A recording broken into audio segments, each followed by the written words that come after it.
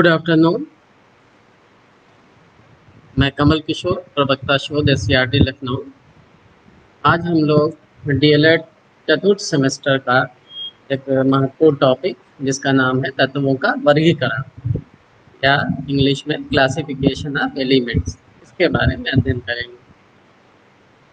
जैसा कि हम सब लोग ये चीज़ पढ़ चुके हैं और जानते हैं कि जो ब्रह्मांड है उसमें मुख्यतः दो चीज़ें होती हैं, दो कंपोनेंट हैं उसके। एक तो पदार्थ और दूसरा ऊर्जा। पदार्थ वो ब्रह्मांड की वो कोई भी चीज़ जिसमें कुछ द्रव्यमान होता हो, मास हो और वो जगह घेरती हो, तो उसको हम पदार्थ कहते हैं। और ऊर्जा जिसमें कुछ काम करने की क्षमता हो। हम मुख्यतः यहाँ पर पदार्थ के बारे में बात करेंगे। तो पदार्थ जो ब्रह्मांड में पाया जाने वाला जो समस्त वस्तुएं पदार्थ हैं, उनको हम दो कैटेगरी में बांट सकते हैं साइंटिफिकली। एक शुद्ध और दूसरा अशुद्ध, या अशुद्ध को मिश्रण भी बोलते हैं। तो जो शुद्ध पदार्थ की क्या परिभाषा है, तो वो पदार्थ जो सिर्फ एक ही प्रकार के कणों से मिलकर बना हो, एक ही टाइप के पार्टिकल्स होंगे, एक से ज्यादा टाइप के नहीं होंगे, तो उसको हम शुद्ध मानेंगे। और अशुद्ध या मिक्सचर जिसमें दो या दो से ज्यादा टाइप के पार्टिकल्स जरूर होंगे, तो उसको अशुद्ध या मिक्सचर कहेंगे।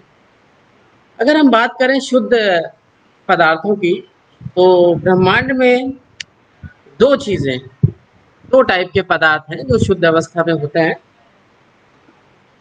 यूनिवर्स या ब्रह्मांड के दो कंपोनेंट, पदार्थ और ऊर्जा। पदार्थ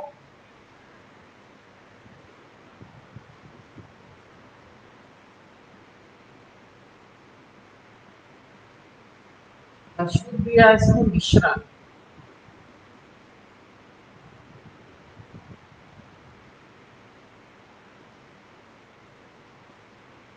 जो शुद्ध पदार्थ हैं वो दो प्रकार के, एक होते हैं तत्व एलिमेंट्स, वो शुद्ध होते हैं, और दूसरे होते हैं यौगिक या कंपाउंड, वो शुद्ध होते हैं। तो दो चीजें, दो प्रकार के पदार्थ शुद्ध अवस्था में पाए जाते हैं। तो अगर हम बात करें तत्व की, पहले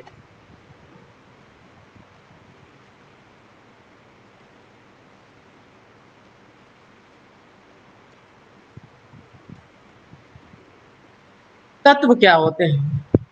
तत्व भी शुद्ध है और यौगिक भी शुद्ध होते हैं, एक ही प्रकार के पार्टिकल से मिलकर बने होते हैं। फर्क यह है कि तत्व में के जो पार्टिकल होते हैं वो परमाणु होते हैं, एक ही प्रकार के परमाणुओं से मिलकर बने होते हैं। जैसे आयरन है, कॉपर, गोल्ड, सिल्वर, एल्युमिनियम, ये सब तत्व हैं। ऑक्सीजन, नाइट्रोजन, क्योंकि जैसे हम आयरन, शुद्ध आयरन लें तो उसमें सारे एटम आयरन के होंगे और आयरन के एटम सब एक जैसे होंगे। यौगिक क्या होते हैं? जिसमें दो या दो से ज्यादा टाइप के, ये दो या दो से ज्यादा टाइप के परमाणुओं से एक रासायनिक अभिक्रिया से मिलकर बने हुए पदार्थ होते हैं। तो तत्व जो है, हम कह सकते हैं कि चाहे यौगिक हो या मिश्रण हो, सभी तत्वों से मिलकर बने होते हैं। इसका मतलब हम कह सकते हैं जो तत्व हैं वो बिल्डिंग ब्लॉक्स हैं सभी पदार्थों के। जो यूनिवर्स में जितने भी पदार्थ हैं, तत्व उनके बिल्डिंग ब्लॉक्स हैं या इकाई है। यौगिक भी परमाणुओं से बने होते हैं, और जो मिक्सचर है उसमें भी दो या दो से ज्यादा टाइप के परमाणु होंगे, और उसमें कोई निश्चित अनुपात में अभिक्रिया नहीं करी होगी उन्होंने। तो तत्व के बारे में आज डिटेल में जानेंगे। क्यों? क्योंकि हम जानते हैं कि तत्व भी एक बिल्डिंग ब्लॉक है। तो पहले हम तत्व के बारे में जानते हैं, फिर यौगिकों के बारे में, और फिर मिक्सचर के बारे में, ये क्रम रहता है। अभी तक अगर हम पीरियोडिक टेबल पे अगर आपने कभी देखा हो, ध्यान दिया हो, तो 118 एलिमेंट अभी तक डिस्कवर हो चुके हैं और उन सबकी प्रॉपर्टी पता की गई है।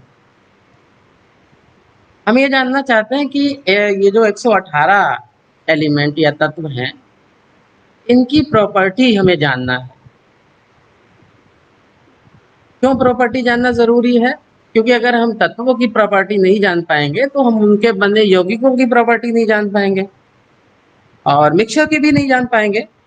तो जब हम तत्व की नहीं जानेंगे तो बाकी पदार्थों की प्रॉपर्टी जानना मुश्किल होगा। प्रॉपर्टी जानना क्यों जरूरी है? क्योंकि अगर हम प्रॉपर्टी नहीं जानेंगे तो हम जो यूनिवर्स में जो भी पदार्थ हैं उनका हम उपयोग नहीं कर पाएंगे। हमारा मेन उद्देश्य है कि यूनिवर्स में जो भी चीज़ें हैं उनका हम अपनी भलाई के लिए इस्तेमाल करें, और इस्तेमाल तभी कर पाते हैं किसी भी चीज़ का जब हमें उसके गुण पता हो। तो इसलिए हमें तत्वों की प्रॉपर्टी जानना ज़रूरी है, क्योंकि हमने देखा कि अभी 118 तत्व के बारे में पता चल गया है। इतने ज़्यादा तत्वों को पता करना, उनकी प्रॉपर्टी याद रखना मुश्किल काम है। तो इस मुश्किल काम को आसान बनाने के लिए वैज्ञानिकों ने बहुत प्रयास किया, सोचा कि ऐसा क्या किया जाए कि हमें सभी तत्वों को इंडिविजुअली ना पढ़ना पड़े। कुछ हम इनको इस तरीके से अरेंज कर लें, ग्रुपिंग कर लें कि अगर उस ग्रुप से किसी एक तत्व की अगर हम प्रॉपर्टी जान जाएं तो बाकी सबकी भी हमें पता चल जाए कि कैसी होनी चाहिए प्रॉपर्टी। तो इसके लिए काफ़ी प्रयास किए गए। तो सबसे पहला प्रयास तत्वों को क्लासिफाई करने के लिए, उनको इस तरीके से अरेंज करने के लिए जैसे कि उनकी स्टडी आसान हो जाए, सबसे पहला प्रयास था डोबेराइनर। डोबेराइनर साइंटिस्ट थे। इन्होंने क्या किया कि तीन तीन समान प्रॉपर्टी वाले तीन तीन तत्वों का ग्रुप बनाया, उसको त्रिक कहा, ट्रायड। ऐसे तीन तत्व जिनकी प्रॉपर्टी समान थी उनको एक साथ रख दिया, और इन्होंने ये कहा कि इसमें जो दो तत्व हैं, पहले तीन तत्व हैं,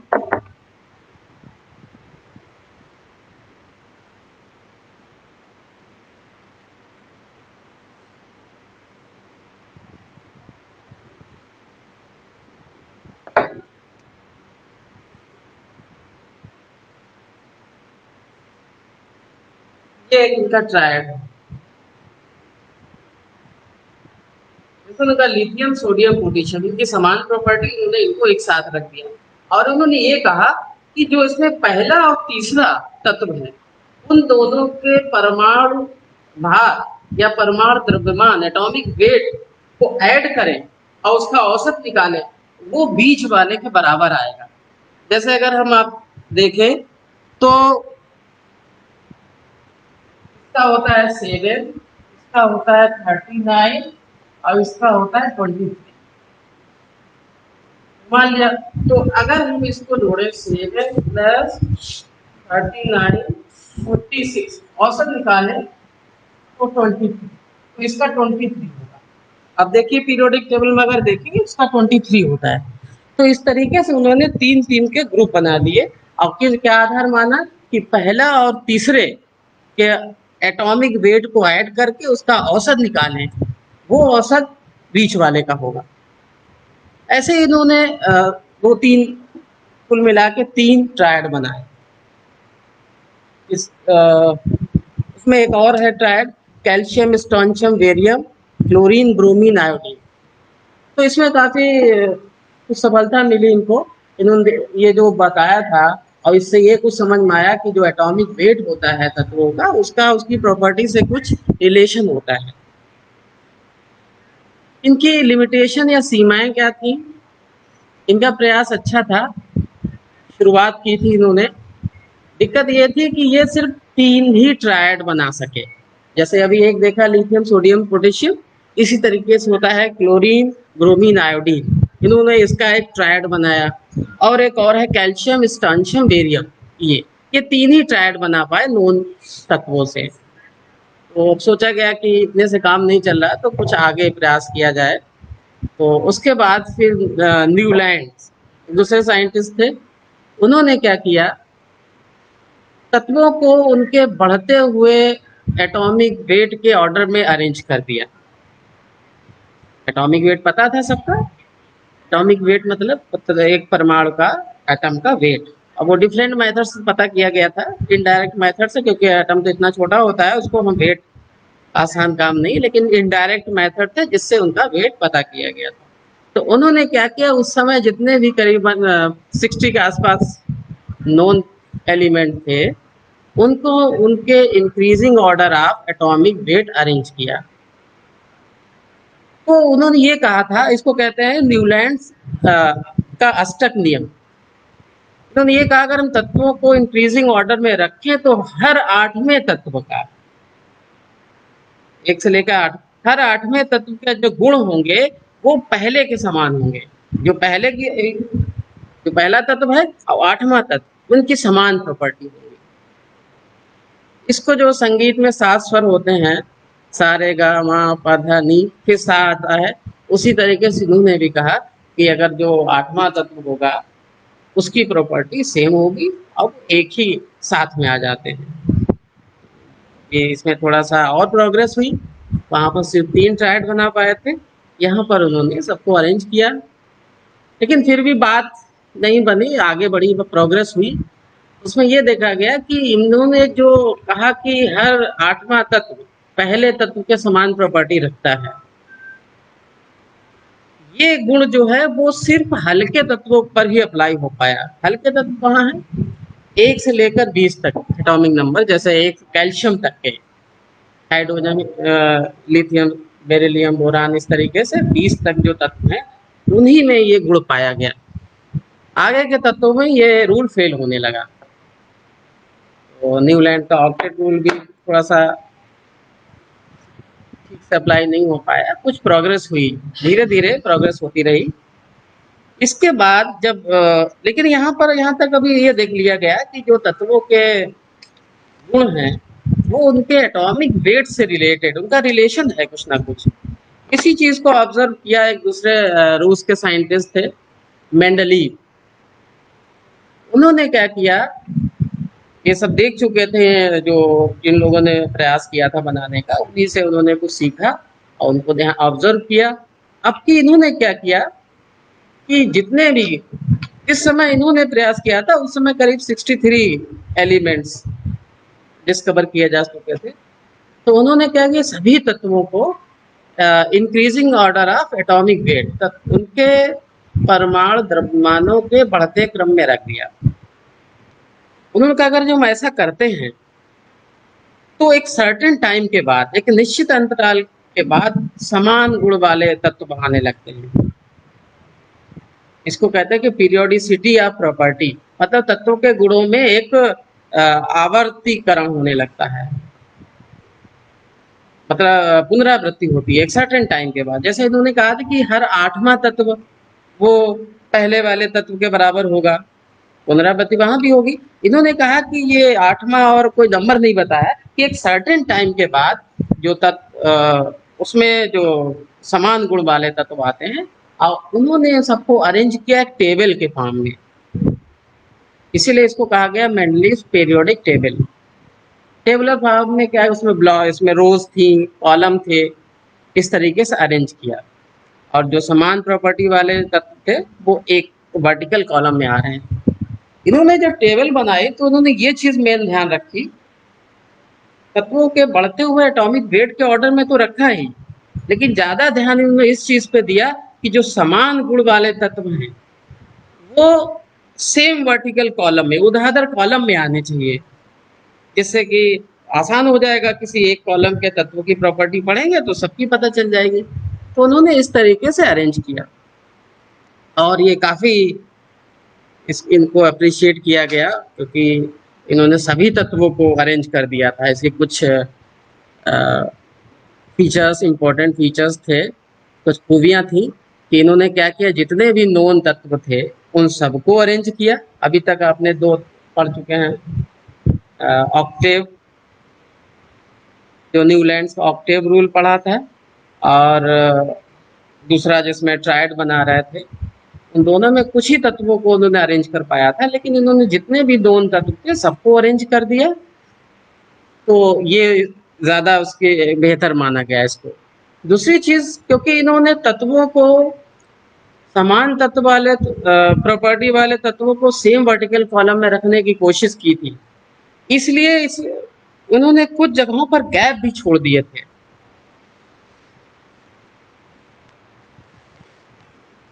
अगर हम पीरियोडिक टेबल, मेंडलीव जो ओरिजिनल टेबल थी वो कुछ इस तरीके से, इसमें देखिए जो व्हाइट आपको गैप दिखाई दे रहे हैं, तो यहाँ पर तत्व नहीं है, गैप छोड़ दिए थे। उनका मानना था जैसे ये तत्व हैं, जैसे जिंक है आर्सेनिक, इसके बीच में मैंने गैप छोड़ दिया क्योंकि इनके एटॉमिक वेट में काफी डिफरेंस है, तो सोचा कि इतना ज्यादा गैप है, इसका मतलब और भी तत्व हैं जो अभी डिस्कवर होने बाकी। तो उन्होंने ये गैप छोड़ दिए और उनकी प्रॉपर्टी भी बता दी कि ये जो गैप है इसमें तत्व हैं वो डिस्कवर होंगे और उनकी प्रॉपर्टी क्या होंगी वो भी इन्होंने प्रिडिक्ट कर दी। तो ये बहुत बड़ी चीज थी, जो जिसके बारे में पता भी नहीं था, प्रिडिक्शन कर दिया कि ये तत्व हैं, इनकी डिस्कवरी की जाएगी और इनकी प्रॉपर्टी ऐसी होगी। तो ये इस चीज ने मोटिवेट किया बाकी साइंटिस्ट को, उन्होंने कहा कि ये अगर ऐसा कह रहे हैं तो ये पॉसिबिलिटी है, तो रिसर्च करना शुरू किया। और बाद में जो गैप हैं, अगर आप मॉडर्न पीरियोडिक टेबल देखें, सारे गैप फिल हो गए और जो चीज बताई थी उन्होंने लगभग वही प्रॉपर्टी के तत्व पाए गए, उनको वहीं पे रखा गया। तो ये कुछ अच्छी चीजें थी इनकी। लेकिन उसके बाद इसमें भी कुछ इसकी सीमाएं थी, लिमिटेशंस थी। क्या लिमिटेशन थी इसमें? अगर आप पीरियोडिक टेबल देखें मेंडलीव की, तो आप देखते हैं हाइड्रोजन, देखिए यहाँ पर ये हाइड्रोजन है। इस हाइड्रोजन को इन्होंने सोडियम पोटेशियम कैल्शियम वगैरह, इनके सोडियम पोटेशियम रुबिडियम सीजियम वगैरह इनके साथ रखा हुआ है और इसकी जो प्रॉपर्टी है वो इन तत्वों के साथ भी सोडियम लिथियम वगैरह से भी मैच करती हैं। और इसकी प्रॉपर्टी हाइड्रोजन, यहाँ पर देखिए ग्रुप 7 है, फ्लोरीन क्रोमीन क्लोरीन ब्रोमीन आयोडीन, इनके साथ भी इसकी प्रॉपर्टी मैच करती है। इसका मतलब हाइड्रोजन को दोनों जगह रखा जा सकता है, क्योंकि इनकी जो टेबल है वो इस आधार पर बनाई गई कि समान गुण वाले तत्व एक साथ रखे जाएं एक वर्टिकल कॉलम में।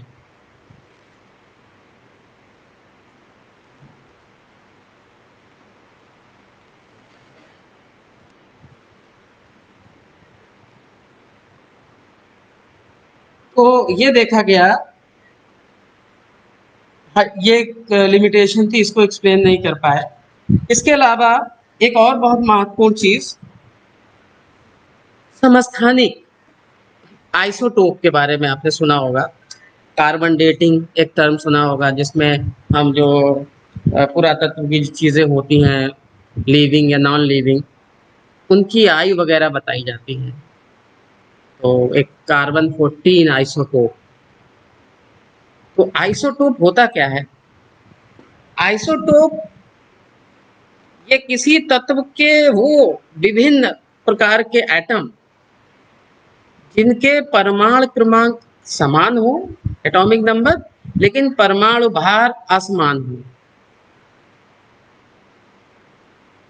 Different atoms of the same elements having same atomic number but different atomic weights are called isotope. Example से ज्यादा बेहतर समझ सकेंगे।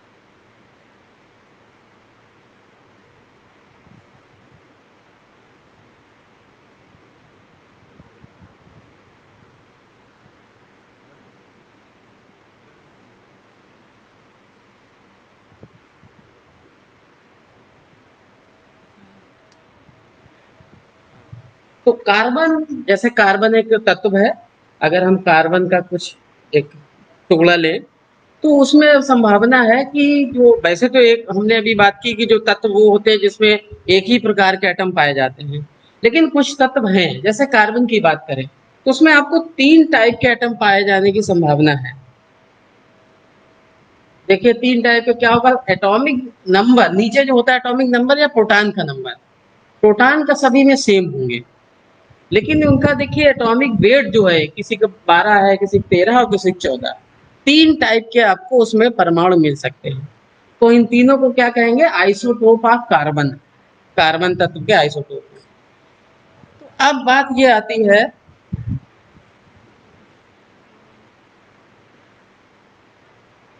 कि मेंडलीफ ने तत्वों को उनके बढ़ते हुए एटॉमिक वेट के ऑर्डर में रखा, इनके ऑर्डर में। तो इसका मतलब कार्बन के जो 3 टाइप के एटम, इनको 3 जगह रखा जाना चाहिए, लेकिन अगर इनकी पीरियोडिक टेबल देखें तो एक ही जगह रखा है। ऐसे क्लोरीन के भी होते हैं, ऑक्सीजन के कई तत्वों के आइसोटोप पाए जाते हैं। तो इनका जो रूल था, इनको एक जो टेबल बनाई थी एक नियम पर बनाई थी, उसको बोलते हैं मेंडलीव का आवर्त नियम। अब नियम क्या होता है? एक्सपेरिमेंटली प्रूव्ड होता है। उसमें इन्होंने कहा कि तत्वों के भौतिक तथा रासायनिक गुण उनके परमाणु भारों के, परमाणु द्रव्यमानों के आवर्ती फलन होते हैं, उस पर डिपेंड करते हैं। और उन्होंने एटॉमिक वेट के ऑर्डर में अरेंज किया था। अगर एटॉमिक वेट के ऑर्डर में अरेंज किया तो ये 3 टाइप के एटम होते हैं तो उनको 3 जगह रखिए, लेकिन रखा एक जगह, तो इस चीज को वो एक्सप्लेन नहीं कर पाए। इसके अलावा कुछ ऐसे पेयर्स भी थे टेबल में, अगर आप देखें यहाँ पर, यहाँ पर निकिल और कोबाल्ट होगा, यहाँ पे देखिए आप, निकिल को बाद में लिखा गया है और कोबाल्ट को पहले। तो यहाँ पर जो उन्होंने कुछ जगहों पे ऐसा कर दिया गया था कि कम एटॉमिक वेट वालों को बाद में रख दिया था और ज्यादा वाले को पहले लिख दिया, मतलब सीक्वेंस भी नहीं सही था। और भी एक प्रॉब्लम थी उस वहां पर, अगर आप पीरियोडिक टेबल देखें तो यहाँ पर लिथियम, सोडियम, पोटेशियम वगैरह के साथ में ही गोल्ड, कॉपर और सिल्वर वगैरह भी हैं। हम जानते हैं कि प्लेटिनम, गोल्ड, सिल्वर ये सब इनर्ट या नोबल मेटल्स होते हैं, बहुत कम रिएक्शन करते हैं, जबकि सोडियम, पोटेशियम बहुत ज्यादा रिएक्टिव। तो इन दोनों तत्वों, दोनों टाइप के तत्व जैसे गोल्ड, प्लेटिनम, सिल्वर बहुत कम रिएक्टिव होते हैं, और जो सोडियम, पोटेशियम, लिथियम बहुत ज्यादा। तो इनकी प्रॉपर्टी मैच नहीं करती, लेकिन फिर भी इनको एक साथ में रखा गया था। तो ये कुछ कमियां थी जिसको दूर करना जरूरी था, इसलिए एक नई पीरियोडिक टेबल आई जिसको हम मॉडर्न पीरियोडिक टेबल भी कहते हैं या long form of periodic table. ये बनाई गई है हेनरी मोजले के द्वारा, एक अंग्रेज वैज्ञानिक थे जिन्होंने इसको बनाया।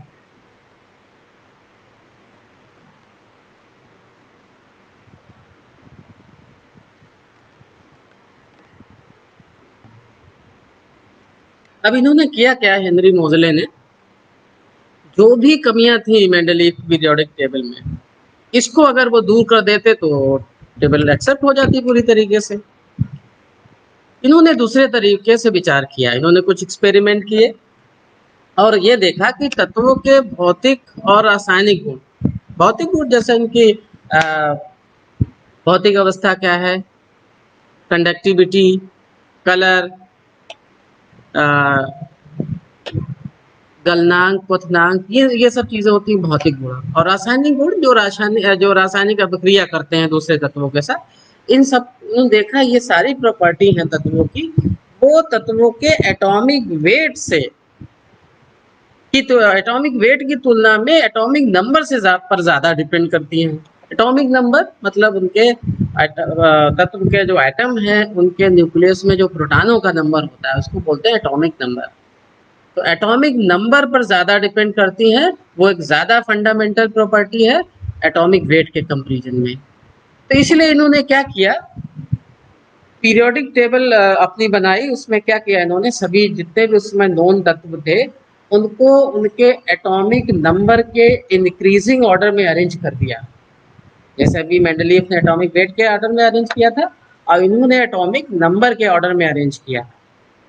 जब अरेंज किया तो ऐसा, तो सेम प्रॉपर्टी वाले जो तत्व थे वो सेम एक वर्टिकल कॉलम में आ गए, जिनकी प्रॉपर्टी सेम थी वो सब एक वर्टिकल कॉलम में आ गए। और जो कमियां रह गई थी, जैसे अभी मेंडलीफ में कमी थी कि कुछ ऐसे तत्व जिनका एटॉमिक वेट ज्यादा था वो कम वाले से पहले आ गए थे। जैसे मान लिया एक एलिमेंट ए है, उसका एटॉमिक नंबर 26 है और दूसरा बी है 27, तो उन्होंने 27 को पहले रख दिया था और 26 वाले को बाद में। क्यों? क्योंकि उन्होंने ये देखा था कि प्रॉपर्टी ज्यादा इंपॉर्टेंट है। तो उनका जो ऑर्डर था इंक्रीजिंग ऑर्डर वो फेल हो रहा था तब। लेकिन जब इन्होंने एटॉमिक नंबर के ऑर्डर में अरेंज किया तो ये कोई बात ही नहीं रही। एटॉमिक 1 2 3 4 इस तरीके से होता है होल नंबर, तो उस तरीके से वो उसको रखते चले गए, तो ये प्रॉब्लम खत्म हो गई।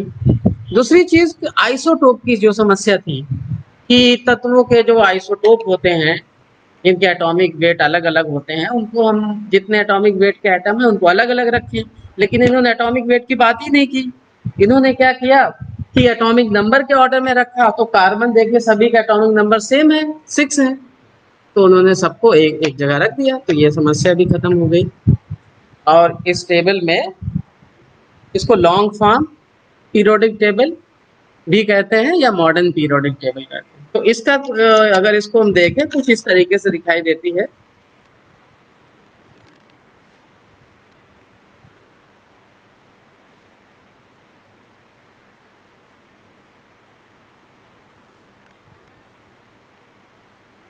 बुक्स वगैरह में आप देख सकते हैं।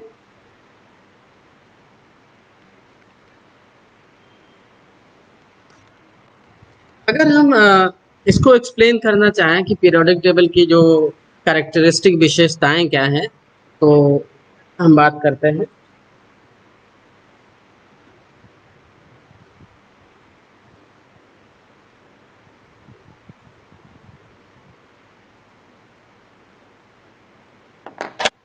तो ये मोज़ले द्वारा बनाई गई पीरियोडिक टेबल है। यहाँ पर उन्होंने एक नियम दिया था, आवर्त नियम, मॉडर्न पीरियोडिक लॉ। उसमें ये कहा था कि तत्वों के जो रासायनिक और भौतिक गुण हैं वो तत्वों के एटॉमिक नंबर पर डिपेंड करते हैं, आवर्ती फलन होते हैं। तत्वों के भौतिक तथा रासायनिक गुण उनके परमाणु क्रमांक के आवर्ती फलन होते हैं, ये कहा था। उसी आधार पर ये बनाई गई। इसमें क्या किया गया, अगर आप इसको देखें, हम इसकी प्रॉपर्टी कैरेक्टरिस्टिक डिस्कस करने जा रहे हैं। तो इस मॉडर्न पीरियोडिक टेबल में ये इस तरीके से कॉलम है, ऊर्ध्वाधर स्तंभ है ये। अगर आप देखें यहाँ पर 1 से लेकर 18 तक, तो 18 कॉलम है इसमें, और ये रो इस तरीके से 7 रो है। अब देखिए 1 से लेकर 7 तक रो है और 1 से लेकर 18 तक कॉलम है। तो मॉडर्न पीरियोडिक टेबल में 7 हॉरिजॉन्टल रोज जिनको हम पीरियड बोलते हैं या आवर्त, और 18 वर्टिकल कॉलम है जिनको ग्रुप या समूह बोलते हैं। ये इसकी विशेषता है। यहाँ पर हमने तत्वों को बढ़ते हुए एटॉमिक नंबर के ऑर्डर में रखा है। देखिए यहाँ पर हाइड्रोजन एटॉमिक नंबर 1 होता है, फिर आप इधर आ जाइए, हीलियम एटॉमिक नंबर 2, फिर लिथियम 3, बेरिलियम 4, 5, 6, 7, इस तरीके से हम बढ़ते जा रहे हैं एटॉमिक नंबर के ऑर्डर में।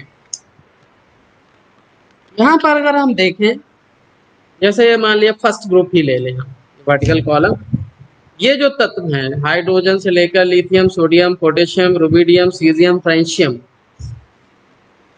ये सारे तत्व एक साथ हैं, इनकी सभी की प्रॉपर्टी समान है।